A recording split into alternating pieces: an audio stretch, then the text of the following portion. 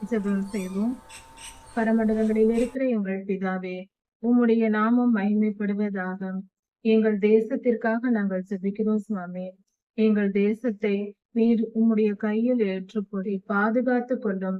கொள்ளை நோய்களிலிருந்தும், யுத்தங்களிலிருந்தும், பேராபத்துகளிலிருந்தும், இயற்கை சீற்றங்களிலிருந்தும், புயலிலிருந்தும் காத்து கொள்ளும் கர்த்தாவே.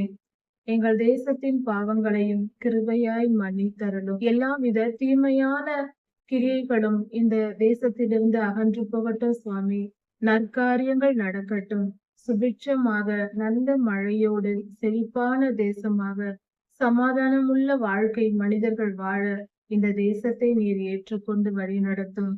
நீர் பலப்படுத்தும். ராஜாதி ராஜா இயேசுவாவின் நாமத்தினால் பிதாவே, ஆமென்.